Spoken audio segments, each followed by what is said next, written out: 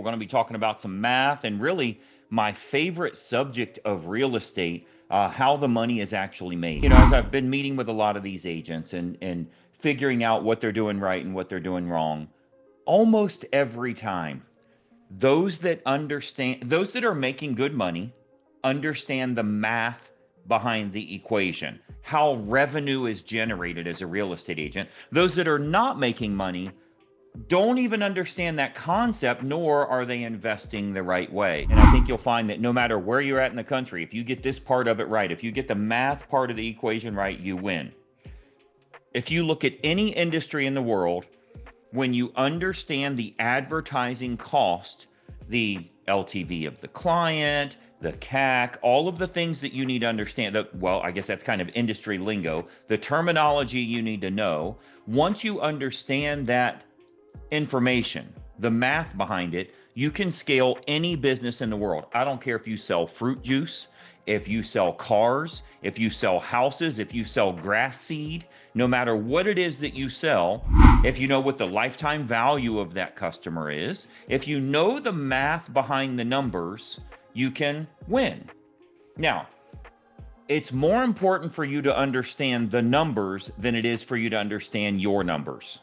Because once you know how this works, guys, listen, I don't want to exaggerate this. It's a license to print money.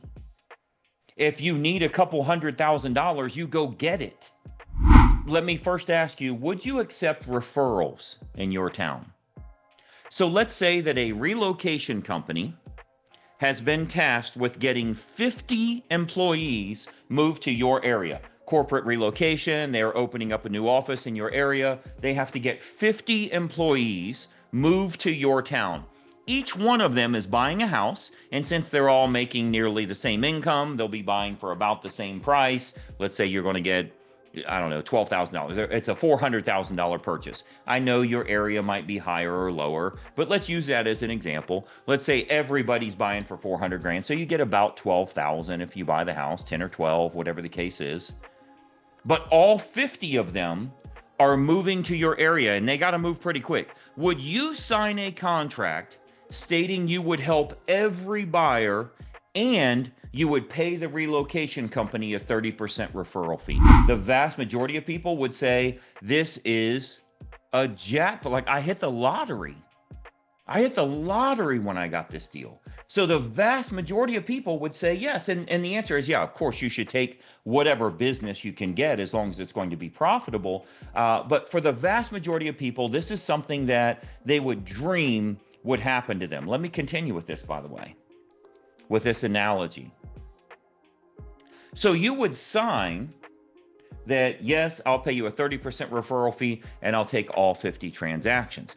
All 50 are moving in for certain. They are moving to your town and they must buy over the next several months. What would you do after you sign the agreement? I want you to think about that. So you sign this deal and they're like, okay, contract signed. You're getting all 50 of these transactions and you're going to have to pay us a 30% referral fee. Would you celebrate? Would you call someone and tell them, call a loved one or a friend, like, dude, you won't believe what happened today. I just got 50 new clients and all of them have to buy.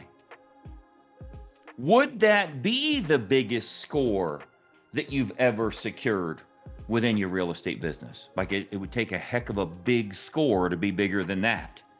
It's the biggest score you've ever had. So if we know that's the case, if we know that we would pay a 30% referral, like let's go with that example of a $12,000 commission, that means you're willing to pay $4,000 to get a client. Some of those you would get double-sided deals. You would send out the Greg Luther letter to the neighborhoods they want, and you would have the buyer already that you have to pay 30% on, but you wouldn't have to pay a referral fee on the seller side. So if you did get the seller, that's that much more profitable. You've made a ton of money, and really it's only kind of a 15% referral fee because you got both sides of the deal.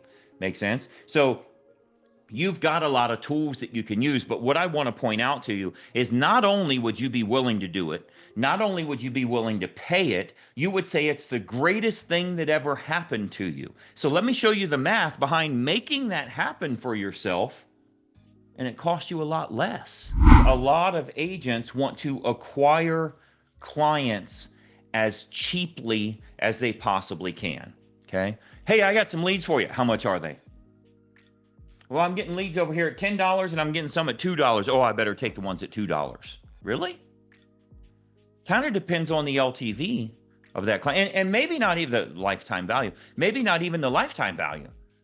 What may matter is just your initial value, that first closing you have with them, apples to apples. Here's how much I spent to get that lead. Here's how much, like, there's no way I would spend $10 to get 12,000. Are you crazy? No, I would only spend $2 to get 12,000. Sounds kind of silly, doesn't it? Well, yeah, Greg, but not all of them are going to close. What if only 1% of them closes? Then you spent $1,000 to get $12,000. It's still far better than this relocation company we're talking about. So I wanted to show you the math around this here. Let's say, and again, we're not talking houses for a minute. Let's say you were selling some kind of widgets, or you're selling a coaching program for physical fitness that you're selling on a Saturday morning live cast, and it has like a little crunch machine for your stomach, but then you're selling a 6-week course for them. So if that's the case, it costs you $500 to get a client, but you're going to sell them $5,000 worth of stuff. Is that a good deal? Well, if you go over to this other channel, if you go to Home Shopping Club, Home Shopping Network, you guys remember that, right? If you go over there, well, guess what? The lead cost is only $200 to make a sale, but you only sell a $1,000 product. Which of these is better? Now, the answer is obvious, but I want you to understand the math. One of these, you're turning dimes into dollars, right? One of these, you're getting a 10-to-1 return. The other one, you're only getting a 5-to-1 return. Both are great, by the way, but I want you to understand that I would rather pay $500 a lead than I would to pay $200 a lead, because it depends on how much I'm making from them. If I can get, and again, let's say we're selling this widget or whatever it is that we're selling, if I could get $5,000 from $500 invested, that's a lot better than $1,000 from $200 invested. But how many agents do you think would say, oh, give me the cheaper ones, let me try it out, let me see how it works? Congratulations, you made $1,000. So you have to understand that you've got to be willing to invest in what's going to be the most profitable for you, not necessarily what's going to be the cheapest, because what's the cheapest may not pay the best for you. But let's scale up from there. That $500 lead cost. So of course we would take number one, because that's a 10-to-1 return. Okay, so if I had $100,000 sitting in my bank account, what am I going to do? Go put it in the stock market? Go invest in a rental property? Oh, I could get a rental property for $100,000 down payment and own a $500,000 rental property, and I could cash flow $400. What are you talking about? You can get a 10-to-1 return now if you set your business up the right way.